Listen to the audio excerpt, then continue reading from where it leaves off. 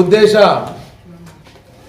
ಸಂವಿಧಾನದ ಅಡಿಯಲ್ಲಿ ಬಾಬಾ ಸಾಹೇಬ್ ಅಂಬೇಡ್ಕರ್ ಅವರು ಇಡೀ ಜೀವನವನ್ನೇ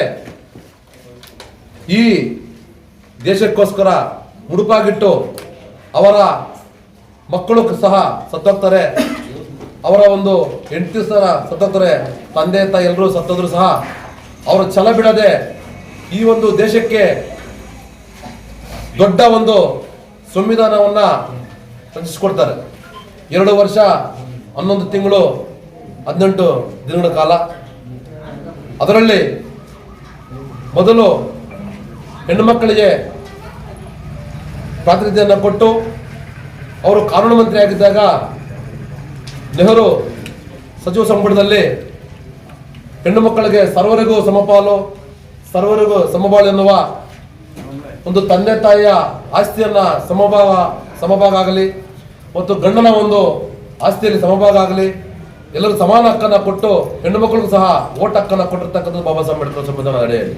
ಪಂಚಾಯತ್ ವ್ಯಾಪ್ತಿಯಲ್ಲಿ ಬರುವಂಥ 5 ಹಳ್ಳಿಗಳಲ್ಲಿ ನಮ್ಮ ದಲಿತರು ಹೆಚ್ಚಾಗಿರುವುದರಿಂದ ಅವರ ಕುಂದುಕೊರತೆಗಳನ್ನು ಕೇಳಲು ಬಂದಾಗ ಬೈರಸಂದ್ರ ಸದಸ್ಯರಾದಂಥ ಶಶಿಕಲಾ ಅವರು ನಮ್ಮನ್ನು ಸಭೆಯಿಂದ ಆಚೆ ಹೋಗಬೇಕಾಗಿ ಅಧಿಕಾರಿಗಳಿಗೆ ಸೂಚನೆ ನೀಡುತ್ತಾರೆ ಹಾಗೂ ನಾನಾ ಥರ ಕಿರುಕುಳ ಕೊಡ್ತಾರೆ. ನಮ್ಮ ಹಿಂದೂ SC ಸದಸ್ಯರನ್ನು ಮಾತಾಡೋಕ್ಕೆ ಬಿಡದೆ ಆಯಾಮ್ನೇ ಎಲ್ಲ ಅಧಿಕಾರಿಗಳನ್ನು ಆಯಾಮ್ನೇ ಮಾತಾಡಿಸಿ ಹೆಚ್ಚಿನ ಸಮಸ್ಯೆಗಳೆಲ್ಲ ಆಯಾಮ್ನೇ ಹೇಳಿ ಏನೂ ಕೆಲಸ ಮಾಡೋಕ್ಕೆ ಬಿಡದೆ ಇವತ್ತು ನಮ್ಮ ಶ್ರೀಮತಿ ಅವರಾದ ಶಾಂತಮ್ಮ ಅವರನ್ನು ಸದಸ್ಯತ್ವವನ್ನು ರದ್ದುಗೊಳಿಸಬೇಕಂತ ಈ ದೂರನ್ನು ನೀಡಿರುತ್ತಾರೆ, COಗೂ ನೀಡಿರುತ್ತಾರೆ.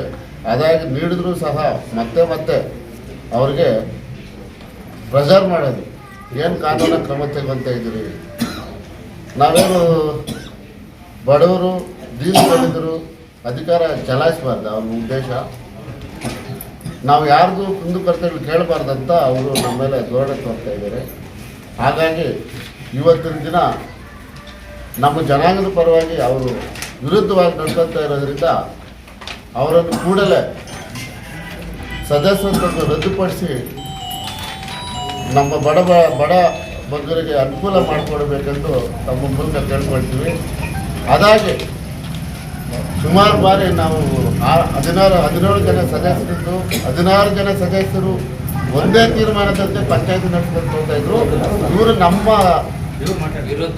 ವಿರುದ್ಧವಾಗಿ ಏನೇ ಮಾತಾಡಿದ್ರು ಎಲ್ಲ ವಿರುದ್ಧವಾಗಿ ಮಾತಾಡಿ ನಮ್ಮ ಸಭೆಗಳಲ್ಲಿ ಅರ್ಚನೆ ಮಾಡಿ ನಾವು ಮಾತಾಡಿರೋಂಥ ಏನು ಮಾತಾಡ್ತಿದ್ರು ದೂರುಗಳು ವಿನಾಕಾರಣವಾಗಿ ಅವರೇ ಹುಟ್ಟಿಸ್ಕೊಂಡು ದೂರುಗಳನ್ನು ಮೇಲಧಿಕಾರಿಗಳಿಗೆ ಸಲ್ಲಿಸ್ತಾ ಇರ್ತಾರೆ. ಎಲ್ರಿಗೂ ನಮಸ್ಕಾರ.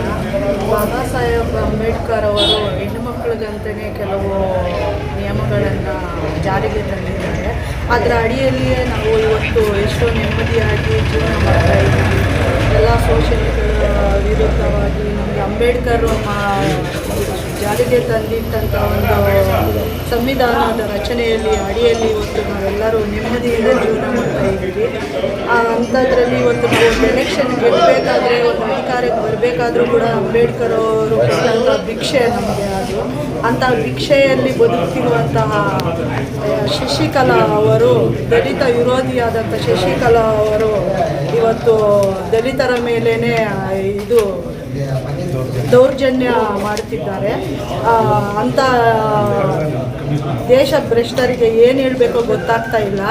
ಹೆಣ್ಣು ಮಕ್ಕಳಿಗೆ ಅವಮಾನ ಅಂತವರು ಇರೋದು. ನಮ್ಮ ದಲಿತವರಿಗೆ ನಾವು ಸಪೋರ್ಟ್ ಮಾಡ್ದಿರ ನಾವು ಅವರನ್ನೇ ತುಳಿಬೇಕು ಅಂತ ಅಂದ್ಕೊಂಡಿರೋ ಆಕೆ ಒಂದು ಇದು ಮನಸ್ಥಿತಿ ಏನಂತ ಹೇಳಬೇಕು ನಮಗೆ ಗೊತ್ತಾಗ್ತಾ ಇಲ್ಲ. ಅಂಥವರು ಈ ಒಂದು ಇದರಲ್ಲಿ ಸದಸ್ಯತ್ವಕ್ಕೆ ನಿಜವಾಗ್ಲೂ ಅರ್ಹರೇ ಅಲ್ಲ. ಅವರನ್ನು ಬೇಗನೆ ಶೀಘ್ರವಾಗಿ ಅವರನ್ನು ಈ ಒಂದು ಸದಸ್ಯತ್ವದಿಂದ ರದ್ದುಪಡಿಸಿ ತೆಗೆದಾಕಬೇಕು ಅನ್ನೋದು ನಮ್ಮೆಲ್ಲರ ಉದ್ದೇಶ. ಈಗ ಇದಾಗಲಿಲ್ಲ ಅಂದರೆ ಮುಂದೆ ನಾವು ದೊಡ್ಡ ಹೋರಾಟವನ್ನೇ ಮಾಡಿ ಅವರನ್ನು ತೆಗಿಬೇಕು ಅಂತ ನಿರ್ಧರಿಸುತ್ತೇವೆ. ಜಯಂತಿ ಸರ್ ಅವ್ರು ಏನು ಮಾಡಿದ್ರೆ ಇದಕ್ಕೆ ಖರ್ಚು ವೆಚ್ಚ ಮಾಡೋ ದುಡ್ಡು ನಮಗೆ ಕೊಡು ಅಂತ ಕೇಳಿದ್ದೆ. ಇದಕ್ಕೆ ಏನು ಖರ್ಚು ವೆಚ್ಚ ಮಾಡ್ತೀರಿ ಅಂಬೇಡ್ಕರ್ ಜಾಥಾ ಬಂತ ಆ ದುಡ್ಡು ನಮಗೆ ಕೊಡಿ ಅಂತ ಕೇಳಿದ್ದು ನಿಜನೇ. ಇಲ್ಲ ನಾವು ಅದನ್ನು ಮಾಡೋದು ಯಾಕೆ ಇವಾಗ ಅಂಬೇಡ್ಕರ್ ಸಂವಿಧಾನ ಕೂಡ ನಾನು ಅಧ್ಯಕ್ಷ ಆಗಿರೋದು, ಎಲ್ಲರೂ ಮೆಂಬರ್ಸ್ ಆಗಿರೋದು. ಅದನ್ನ ನಾವು ಬೇಡ ಅಂದಮೇಲೆ ಇವು ನಮ್ಗೆ ಮಾಡಿ ಏನು ಪ್ರಯೋಜನ ಇರ್ತದೆ? ಆ ಸಂವಿಧಾನ ಇರೋದ್ರಿಂದ ನಾನಿಲ್ಲಿ ಅಧ್ಯಕ್ಷ ಆಗಿ ನಿಂತ್ಕೊಂಡಿರೋದು. ಫಸ್ಟ್ ಅದು ಅರ್ಥ ಮಾಡ್ಕೊಬೋದು. ಸಂವಿಧಾನ ನಾನು OBC ಹಿಂದೂ ವರ್ಗ ನಾನು ಎಲ್ಲಿ ಬರ್ತಾ ಇದ್ದೆ, ನನಗೆ ಅಧ್ಯಕ್ಷ ಆಗಕ್ಕೆ ಅವಕಾಶ ಇರ್ತಾ ನಾವು ಹೋಗಿ ಮೆಂಬರ್ಗೆ ಅವಕಾಶ ಇರ್ತಾ ಆ ಮಹಾನುಭಾವರು ಕೊಟ್ಟಿರೋ ಸಂವಿಧಾನದಿಂದ ನಾನು ಬಂದಿರೋದು. ಒಳ್ಳೆ ಅಭಿವೃದ್ಧಿ ಕೆಲಸಗಳು ಮಾಡ್ಕೊಂಡು ಹೋಗ್ತಾ ಇದ್ದಾರೆ ಈಗಿರೋಂಥ ಬಾಡಿ ಮತ್ತು ಇಲ್ಲಿರೋಂಥ ಡೆವಲಪ್ಮೆಂಟ್ ಆಫೀಸರ್, ಪಂಚಾಯತಿ ಅಭಿವೃದ್ಧಿ ಅಧಿಕಾರಿ. ನಾವು ಒಳಗಡೆ ಮೀಟಿಂಗಲ್ಲಿ ಹೋಗೋಂಗಿಲ್ಲ, ಆದರೂ ಹೊರಗಡೆಯಿಂದ ನಮ್ಮ ಶ್ರೀಮತಿ ಅವರು ಹೇಳ್ತಾರೆ, ನಮ್ಮ ಸದಸ್ಯರೆಲ್ಲ ನಮ್ಗೆ ತಿಳಿಸ್ತಾ ಇರ್ತಾರೆ ಇಲ್ಲಿ ನಡೆಯುವಂಥ ಬೆಳವಣಿಗೆ. ಪ್ರತಿ ಸಾರಿನೂ ಈಕೆ ತಿಳುವಳಿಕೆ ಹೇಳಿದರೆ ಕೇಳೋದಿಲ್ಲ. ಪ್ರತಿ ಸಾರಿ ಮುಂದೊಂದು ಉದ್ದಡ್ತಾನೆ. ಏನೋ ಹೊಸ ಅಧಿಕಾರಿಗಳು ಚೇಂಜ್ ಆದಾಗ, ಈಗ ತಾಲೂಕ್ ಪಂಚಾಯತಿ ಇಒ ಚೇಂಜ್ ಆಗ್ತಾರೆ. ಆ ಇಒ ಇರೋವರೆಗೂ ಇಲ್ಲಿನ ಮಾಹಿತಿ ಕರೆಕ್ಟಾಗಿ ಅವ್ರಿಗೆ ಗೊತ್ತಿರುತ್ತೆ. ಅದ್ರ ಬಗ್ಗೆ ಅವ್ರು ತಲೆ ಕೆಡಿಸ್ಕೊಳಲ್ಲ, ಡೆವಲಪ್ಮೆಂಟ್ ಬಗ್ಗೆ ಸಹಕಾರ ಕೊಡ್ತಾರೆ. ಹೊಸ ಇಒ ಚೇಂಜ್ ಆಗಿದ ತಕ್ಷಣ ಮತ್ತೆ ಇನ್ನೊಂದು ಅರ್ಜಿ ತಗೊಂಡು ಹೋಗ್ತಾರೆ, ಇನ್ನೊಂದು ಆಗ್ತಾರೆ. CO ಅವ್ರ ಗಮನ ಕೇಳ್ತಾರೆ. CO ಅವ್ರಿಗೆ ವೆಂಕಟಾಪುರ ಪಂಚಾಯತಿ ಬಗ್ಗೆ ಗೊತ್ತಿದೆ, ಅದ್ರ ಬಗ್ಗೆ ಅವರು ತಿಳ್ಕೊಂಡೆಲ್ಲ ಹೋಗ್ತಾ ಇರ್ತಾರೆ. DS ಇರ್ತಾರೆ. DS ಚೇಂಜ್ ಆಗಿದ ತಕ್ಷಣ ಇನ್ನೊಂದು ಹೊಸ ಇದೇ ಅರ್ಜಿನೇ ಮತ್ತೆ ಶಿಫಾರಸು ಮಾಡ್ತಾರೆ. ವಿನಾಕಾರಣ ಈ ಪಂಚಾಯತ್ ವ್ಯಾಪ್ತಿಯಲ್ಲಿ ಜಯ ವೆಂಕಟಾಪುರ ಪಂಚಾಯತಿಯಲ್ಲಿ 17 ಜನ ಸದಸ್ಯರಿದ್ದಾರೆ. 16 ಜನ ರಿಜುಲೇಷನ್ ಮಾಡಿ ಸೈನ್ ಹಾಕಿ CO, EO ಮತ್ತು ನಮ್ಮ ಕಮಿಷನರ್ ಕೊಟ್ಟಿದ್ರು. ಫ್ರಾನ್ಸಿಸ್ ಮೇರಿ ಮೇಡಮ್ ಅವರು ಇದ್ರಾಗ ಅವ್ರಿಗೆ ತಗೊಂಡೋಗಿ ಎಲ್ಲರೂ ಸೈನ್ ಹಾಕಿ ಅಧ್ಯಕ್ಷ ಉಪಾಧ್ಯಕ್ಷ ಆಗಿ 16 ಜನ ಸಹಿ ಮಾಡಿ ಅವ್ರು ಕೊಟ್ಬಿಟ್ಟು ಬಂದರು.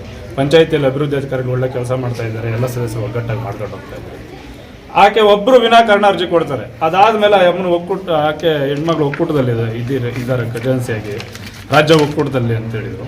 ಆ ಒಕ್ಕೂಟದಲ್ಲಿ ಅವರು ರಾಜ್ಯ ಅಧ್ಯಕ್ಷರಿಗೂ ಪತ್ರ ಶಿಫಾರಸು ಮಾಡಿದ್ದಾರೆ ಈ ಪಂಚಾಯತಿಯಿಂದ. ಕಾಟ್ಸಟ್ಟಹಳ್ಳಿ ಸತೀಶ್ ಅವ್ರಿಗೆ ಆ ಅಮ್ಮನ ತಿಳುವಳಿಕೆ ಹೇಳಿ ಅಂತ ರಾಜ್ಯಾಧ್ಯಕ್ಷರಿಗೆ ಶಿಫಾರಸು ಮಾಡಿದ್ದಾರೆ ಇಲ್ಲಿನ ಜಯ ವೆಂಕಟಾಪುರ ಪಂಚಾಯತಿಯಿಂದ. ಬಿಳ್ಳೂಟಿ ಸಂತೋಷ್ ಅವರಾಗಿ ತಾಲೂಕು ಅಧ್ಯಕ್ಷರಾಗಿದ್ದರು. ಇಲ್ಲ ಅವ್ರು ನಮ್ಮ ಸ್ನೇಹಿತರು, ಅವ್ರು ಒಳ್ಳೆ ಆಕ್ಟಿವ್ ಆಗಿ ಕೆಲಸ ಮಾಡ್ತಾಯಿದ್ರು.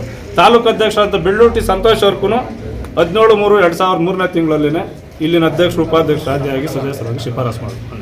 ತಿಳುವಳಿಕೆ ಹೇಳಿ ಅಟ್ಲೀಸ್ಟ್ ನಿಮ್ಮ ಒಕ್ಕೂಟಕ್ಕೆ ಬಂದಾಗ ಈ ನಮ್ಮ ಪಂಚಾಯತ್ ವ್ಯಾಪ್ತಿಯಲ್ಲಿ ಬರೋಂಥ ಮುಖಂಡರುಗಳೆಲ್ಲ 2-3 ಬಾರಿ ಸಭೆ ಮಾಡಿ ತಿಳುವಳಿಕೆ ಹೇಳಿ. ಹಿಂದೆ ಇದ್ದ ಅಧಿಕಾರಿಗಳಿಗೂ ಕಿರುಕುಳ, ಈಗಿರೋ ಅಧಿಕಾರಿಗಳಿಗೂ ಕಿರುಕುಳ.